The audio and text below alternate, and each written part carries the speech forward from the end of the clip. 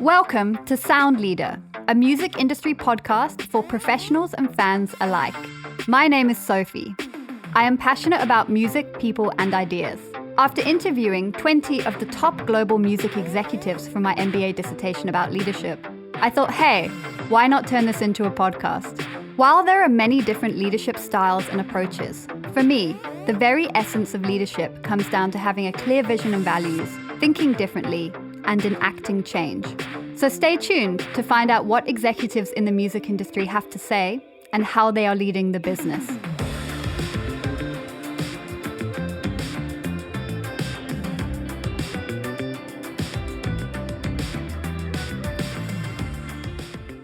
Today on Sound Leader, I interviewed two leading women from Meta who formed a formidable team providing solutions for the major labels across their catalogue. Vanessa is no stranger to the music business with an impeccable career across the digital landscape.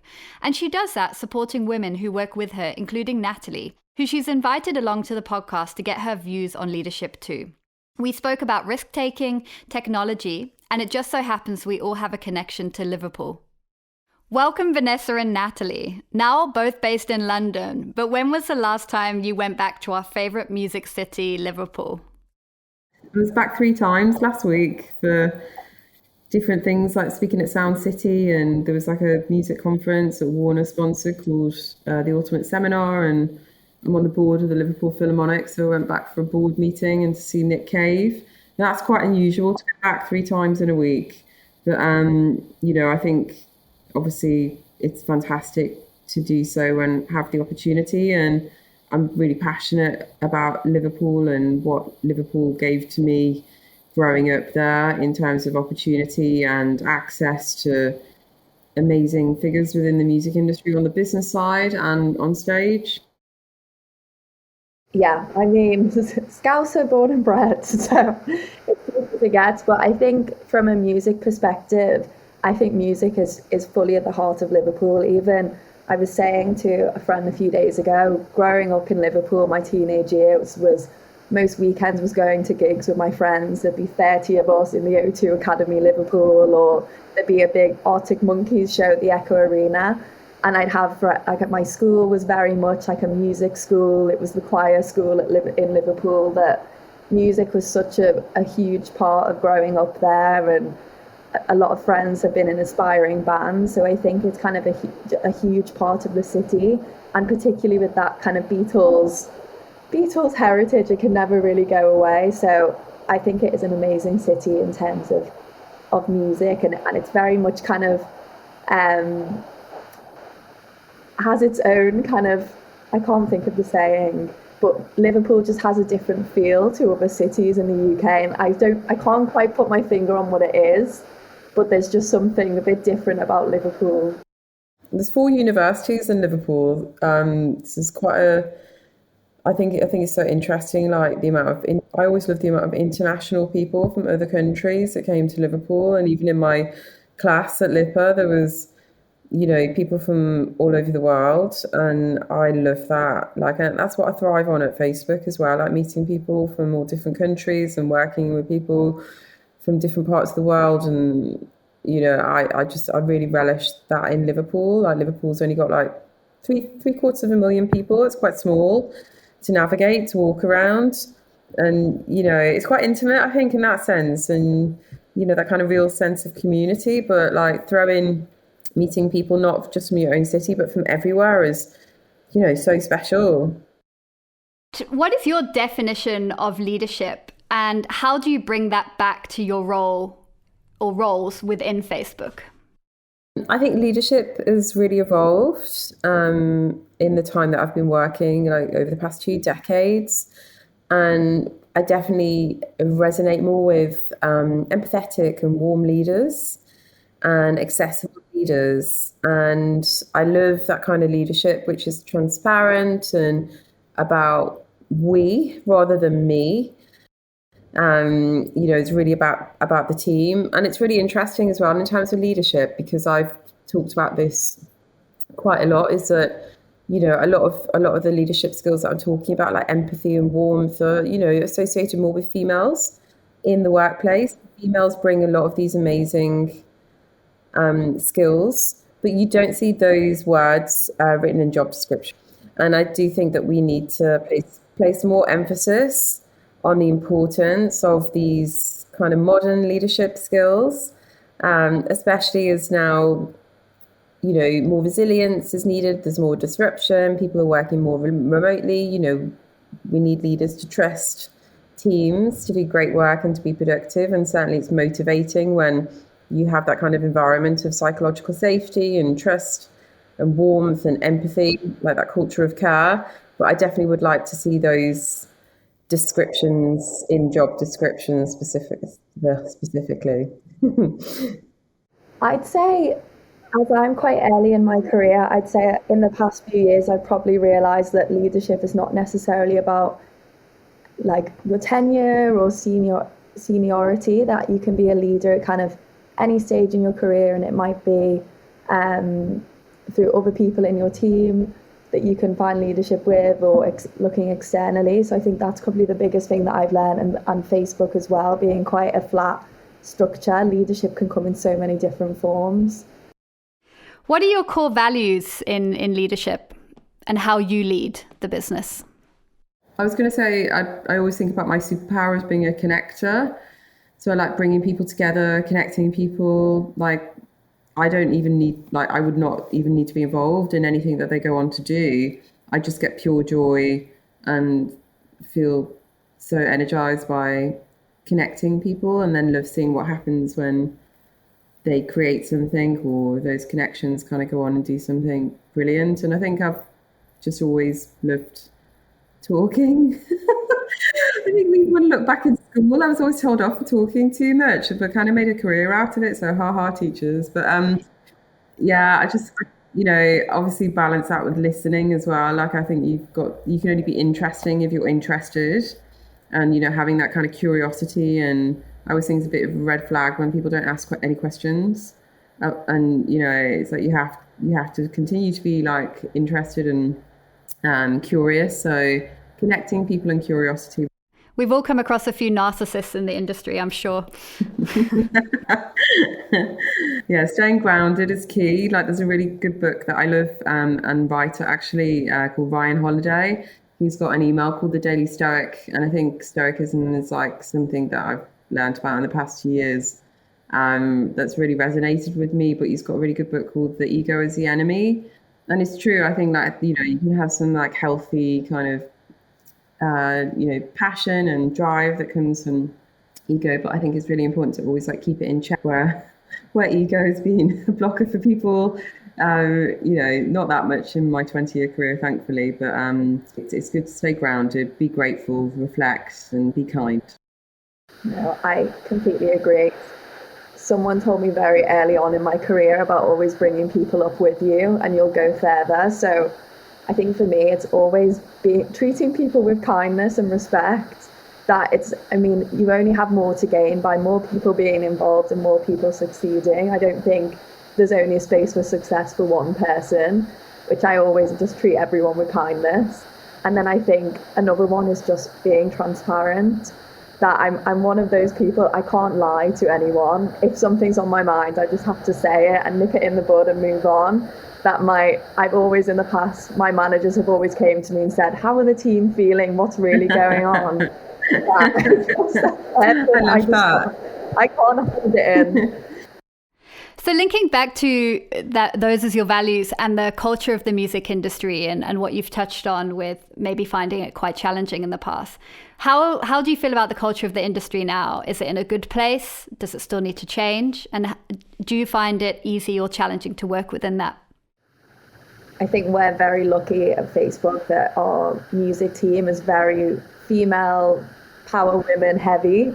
So I feel like we're probably slightly more sheltered on the Facebook side, but every client that we work with, everyone we speak to is just amazing.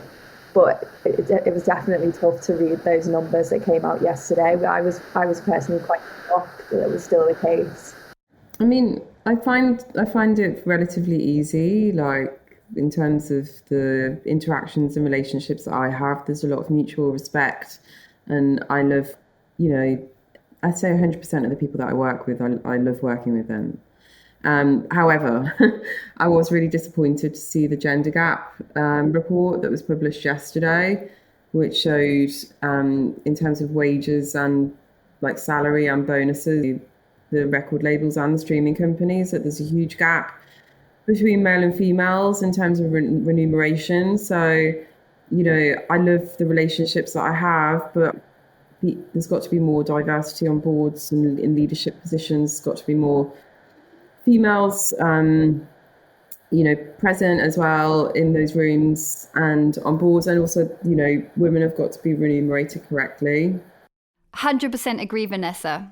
And in both your careers, what is the biggest risk you've taken? I left university, I went to a company called EMAP, which is now Bauer, and I was there for 5 years. I was quite disappointed, I think, after leaving university, feeling all enthused to be in at the time, quite an old school male-dominated environment. And I think as a young woman, I found it quite challenging. Like, I remember being told to wear skirts and not jeans, even though my manager at the time wore jeans. And it's just like really odd. I know, wow, right. I just like really feel like I didn't have a voice there. And I'm like so grateful for a lot of people that I met there and got to work on some incredible titles as well. But I just found it a bit stuffy at times. And, if you didn't talk about football in the pub, you weren't kind of included in conversations, I guess. So I was like, right, I'm going to do something else. And I didn't know what I was going to do, but I applied to MI5, Google, and the Football Association all at the same time on a whim. I was like, I don't know what I'm going to do, but like sometimes you just have to kind of apply and roll the dice and see what happens. And MI5 were like, they got back in touch and they were like, you can't drive, so I don't know how. In a really nice technical way, I don't know how that would work. And the Football Association got back and was like, I'm really grateful for the really long application that you did, like saying that you can transfer all of the music passion to football, but we're looking for people with football experience. And then Google were like, come in. And I had an interview, and I didn't have any experience in digital, but I did have like a really strong network of contacts, and they hadn't set up their entertainment team at that time. And they were like, you know what, you can learn the digital skills. You've got all the contacts and experience that we need. And it's really, really interesting, isn't it, that, women, especially, I think there's a stat somewhere, or Sheryl Sandberg talks about it in a book, Lean In, don't apply for things because they don't feel fully qualified, whereas men are more likely to. And it just proves that you just have to go for it, and you just don't know where you're going to land. But that was a risk, but it paid off. Yeah. So mine is similar. I can never get that word out. Similar to that, actually involved applying to Google as well. So at the time, I was interning while I was at uni at L'Oreal, and I was very much at that point like, I'll do this internship, I'll apply to the L'Oreal grad scheme, I'll rise up the ranks there in a very traditional company, and that will be my career. While I was there, I applied to Google on a whim, just on LinkedIn. And I thought, I will never in a million years hear back from them, but it was just a CV upload, so I'll just never hear back, but it's fine. And then when I was at L'Oreal, they called me, I had the interviews, and they offered me the role, but they said, you will have to leave L'Oreal early if you want to do this internship, because on a side note, I was going on exchange to Hong Kong at the end of the summer. So I had to kind of jeopardize, at the time I was applying to this L'Oreal grad scheme, my university was saying, we have this great relationship with L'Oreal, this is a real risk, you might not get a job offer at the end if you leave early, and you're really risking our relationship with them as well. And I just kind of said, like, this is an opportunity of a lifetime, I'm going to have to go and do it. And on the back of when I was at Google, ended up speaking to Facebook and ended up here. But at the time it was quite a risk, and even my parents were saying, are you sure? I don't really understand this whole tech industry.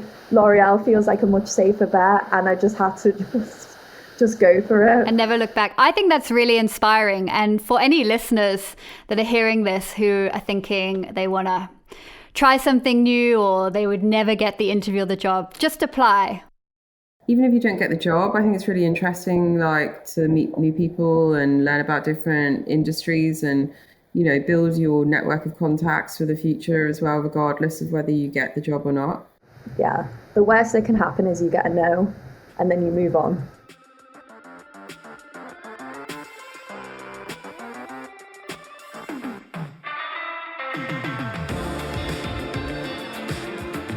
And let's go into Facebook a little bit. I would love to find out more of your job role, what you both do, and how that applies back to the music industry and leading the business. Yeah, so my role is a client solutions manager, and I'd say the best way to kind of describe it is finding solutions to our clients' problems. So it might be, like for the music industry, a big thing that I'm working on at the moment is helping them kind of revive back catalogue with e-commerce. So they come to us with a problem and I help in terms of what Facebook solutions can we use to solve that. And is it challenging, or are new audiences quite reactive to back catalogue? I think definitely the last year with COVID, nostalgia has been a huge thing. You've seen in like Zoom quizzes, like a lot of elements of that will be around music. So I think it's a great time. I even quite recently was at an event and it was all like ABBA music and disco, and it was quite a young crowd there, but everyone like absolutely loved it. So I think it's huge bringing those back catalogue to new audiences. Yeah, I did a degree in music industry management at LIPA and graduated in 2001. I essentially wanted to manage bands, but that never quite worked out. But a guy in my class, actually, Ed Millett, he went on to manage Lana Del Rey and Dua Lipa. And LIPA was just like an incredible background. I'm still kind of keep in touch with a lot of people like 20 years later and still work with a lot of people within the industry. But my career took me in a different direction into kind of marketing. I've worked with labels for like 20 years across 3 companies, more recently Facebook for 10 years after I left Google and YouTube. And it's like a privilege, like to work with the music industry and to serve the music industry. And every day I just am so kind of motivated and excited by all the work and projects that Natalie and I get to work on. I would say that I take kind of a longer term view of strategy and consult our clients on the best way to kind of grow their business. So grow streams, grow revenue by leveraging our platforms to do that. So Natalie and I are very much in like growth marketing. And yeah, as Natalie said, like we've been focused on catalogue. So catalogue is like just so big for the record labels. Like you've seen all of the catalogues that have been bought recently, like Tina Turner's catalogue was bought by BMG yesterday, Bob Dylan by Universal. And, a catalogue is such an interesting part of the business. As Natalie said, like people have really gravitated towards the nostalgic and the familiar in a time of COVID. No surprise, whilst the world is being kind of scary and we've been scared of fresh air, essentially. Like, we want some comfort. And it's interesting because we've seen that in like movies as well, in terms of like, the catalogue of movies, catalogue of music. And because we've all been at home together as well, a lot of this music is multi-generational. So like my 6-year-old loves Fleetwood Mac, she loves David Bowie, she loves Queen. We'll listen to Queen and then she wants to watch Freddie Mercury on stage at Live Aid. It's interesting, isn't it? That kind of coming together of like Alexa play Queen and she's got control over that, and then she can go and put it on YouTube, on the TV. And it's just so interesting, like these artists have spanned generations. Kind of that longevity is so interesting, and we'll continue to do that into the future. And our role in helping to supercharge catalogue and continue to re-energize catalogue is really important, the role that we play. What partnership are you most proud of? Yeah, I think most recently that comes to mind is we had a huge partnership on James Bond where we live streamed it on Facebook, and it was a huge team across the world that came together to do it. That was just so exciting to kind of be a part of all of that and at the forefront of everything. I think that's very much on my mind at the moment. I'm still on a bit of a high from last week. For me, James Bond was mega, like so proud to be a small part of that, and really just in awe of Universal Pictures and MGM and the whole Bond team and what they've achieved with the movie and the box office figures. It's just knockout. I was going to say that I was really proud of the campaign that I worked on with BMG and Kylie Minogue and her team and Studio Maros and Facebook's Creative Shop. this time last year, started work on it where we wanted to bridge the gap between live and Instagram, because there was no touring at the time because of COVID, but we wanted to still bring fans close to their artists that they love. And Kylie was releasing a new album, and we pitched to Kylie and BMG that we would create a holographic avatar of Kylie that would be live inside the Instagram camera as a filter in for 1 hour. So that happened. That all happened, and you were able to see Kylie dancing to a track called Real Groove, and see her in your living room or kitchen or wherever you were. Even Kylie created some content where she was like dancing with her own avatar, which is really amazing to see, and just kind of proved how augmented reality can drive innovation in all areas, from physical product to enhancing the experience of live. And there's so many solutions to continue that. Now live is up and running again as well. What are the do's and don'ts for artists or managers, labels wanting to grow their fan base or connection on Facebook? Yeah, I mean, the biggest thing that springs to mind, which is the ultimate pivot, is to target broadly with paid advertising. So a lot of the industry, and maybe it's a legacy from, fan acquisition of years gone by, to acquire very specific types of fans. So you can super serve the super fans in music and go after fans or, similar artists to those of your band or artist, but, that's not going to grow your audience. And the most important thing when you take, like, say, £100 or £10,000 or, whatever, £50, whatever it is that you want to spend on advertising, don't use expensive niche targeting. Like, trust the algorithm to go and find the right type of people that will engage with your content, and the algorithm will optimize after the first impression search, and it's reach that builds artists. And I think it's a bit of a myth to have kind of complex, intricate media plans with lots of different interests or targeting or keyword lists on that. Just go broad, just target a demographic, and in terms of age, and also don't be biased towards people because sometimes we see that music marketing plans can focus on young males, but over 35s and women also love music. And actually we've got like a lot of Accenture data to back that up in 10 markets that shows actually women and over 35s don't feel as catered for when it comes to music discovery and curation. I think with that, the whole kind of music discovery has changed so much in the past couple of years with the rise of Spotify and other streaming platforms, that often I used to buy an album or whatever on iTunes, and now everything I do is via playlists and being recommended different music. So to say that if I listen to so much different music now, so many different genres, if you were to just put me in one audience for one stereotypical artist, you would be missing out on me in so many different genres of music. So I think going broad is such a kind of a big myth for a lot of advertisers who are trying to push to try and find new audiences.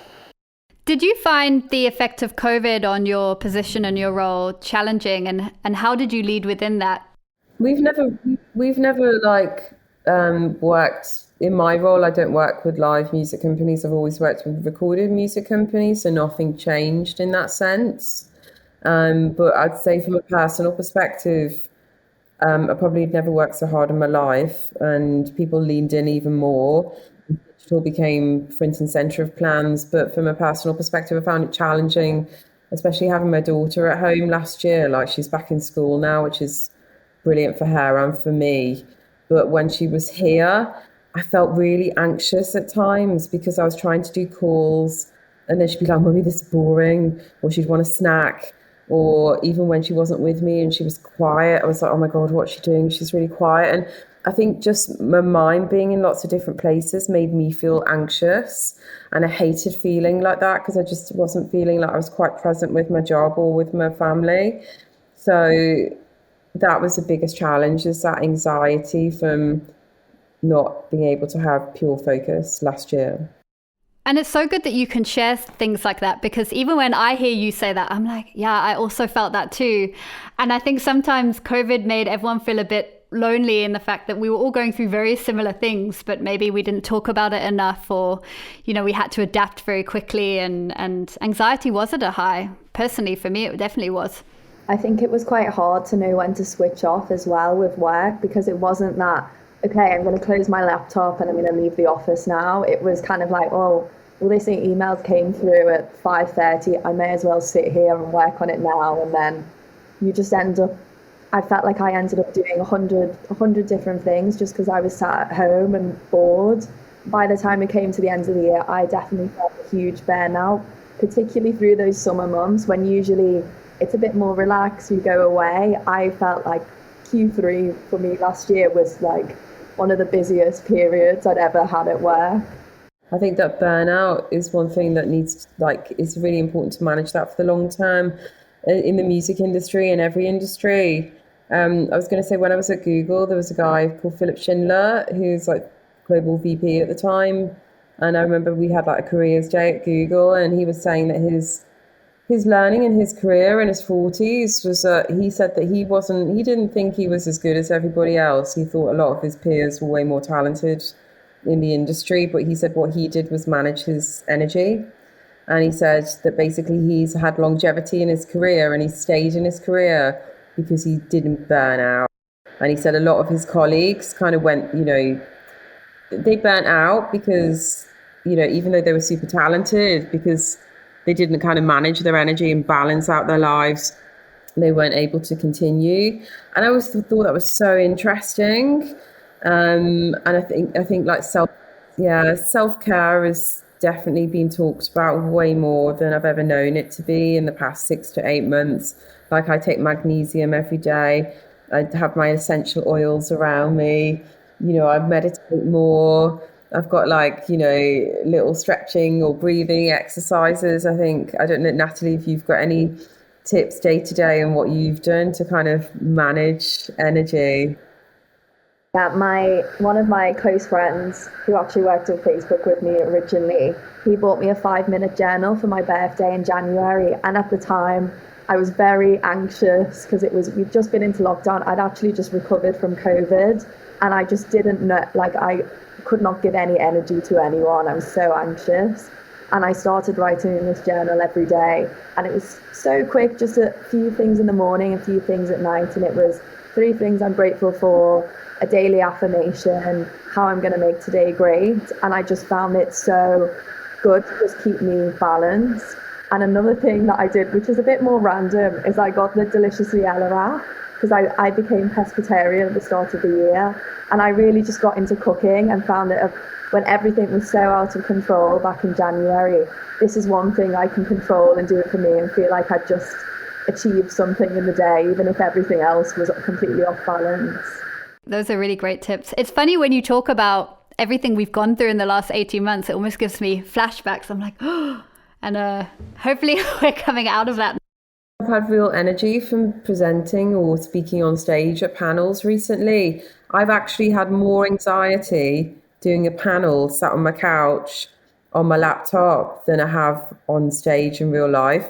And I spoke to a friend about this, and he said a tip for feeling grounded when you're at home on your laptop is to sit on your hands, because no one can see it, but like the weight of your body makes you physically feel grounded, which is a really good tip. But then he also said, you know, you're at home, it's your safe space. There's a camera inside your home all the time. Sometimes I don't feel energized, and I felt like I was putting myself under pressure to bring energy and be like jazz hands, like, hi. And actually I wasn't feeling like that. And he said, well, just bring your energy that you feel, stop putting pressure on yourself. And I think because I was putting that pressure on myself to feel on form on this constant basis at home, and, you know, that was a good realization to be like, well, actually, I don't feel on form every minute of the day or every day. You know, some days I feel tired. But being on stage last week was a completely different experience, because you can have like positive adrenaline, you see people in real life. The kind of, I felt flat at home sometimes, I guess, even if I'm energized by the work, you're in the same space, but to go to different spaces, to meet different people brings a different energy, and that's amazing. Definitely. I think the good thing about our partnership as well is when we're jump on a call, I think the first thing is we'll say, oh, I'm really tired today, or this isn't going great today. So we're very much in tune of, okay, you have a bit of a rest today and I'll jump on this. So I think it's really nice to just have a transparent partnership instead of feeling like we have to be 100% all the time.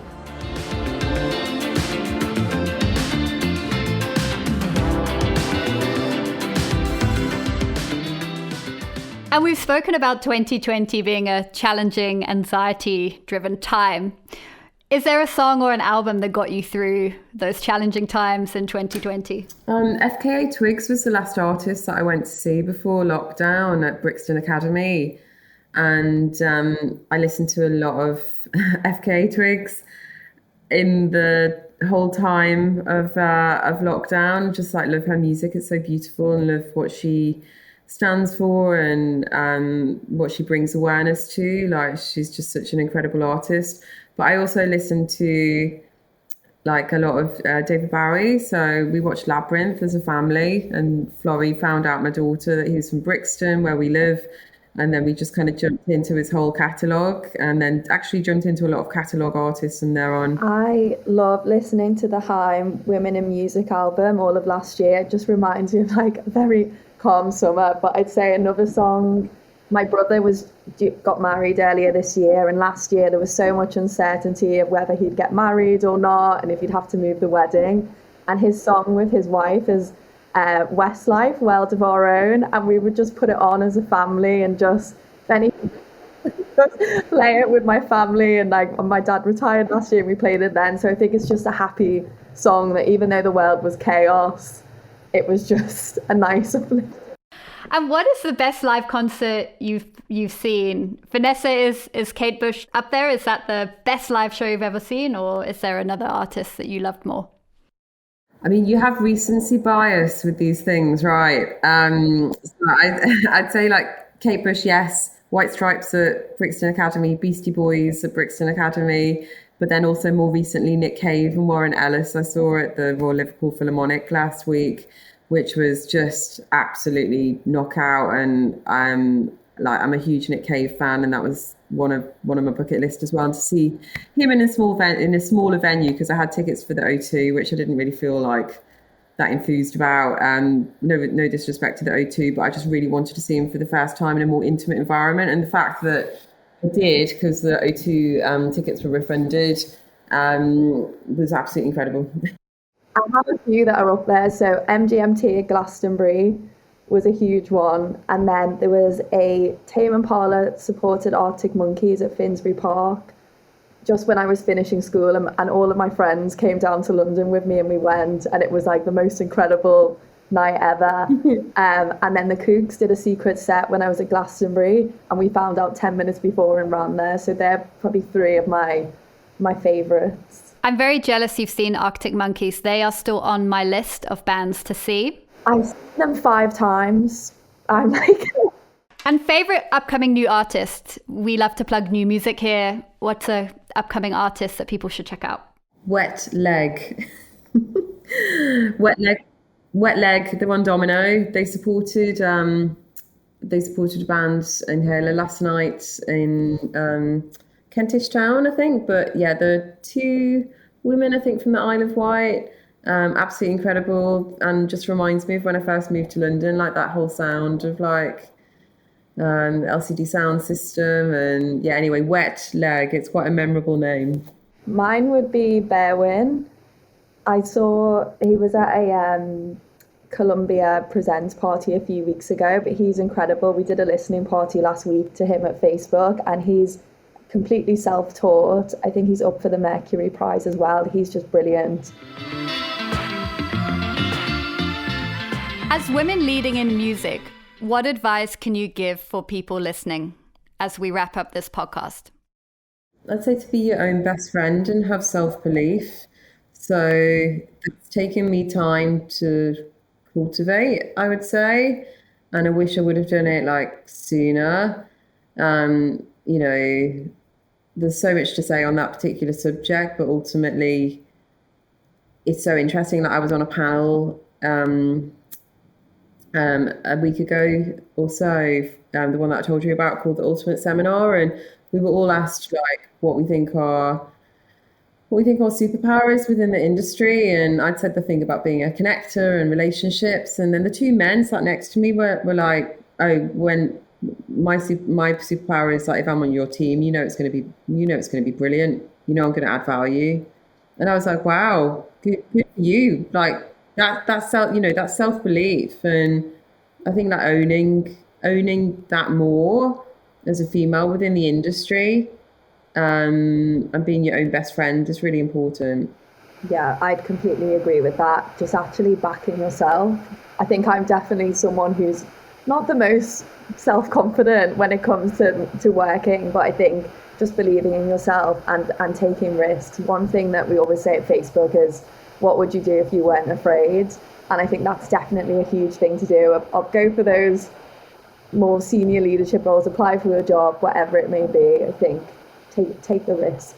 Yeah, definitely. It's like one of my best friends always says, you can either have worry or faith, and you have to choose which one to go with every day or with every decision that you make. And having that self-belief, trusting yourself, having faith that things will work out is sometimes a bit of a self-fulfilling prophecy, because I guess you worry about things that might not happen, and that's part of, like, I guess the imposter syndrome is when I've worried about things that might happen, but they never, they don't happen. And that means that I've suffered unnecessarily when, I could have chosen faith.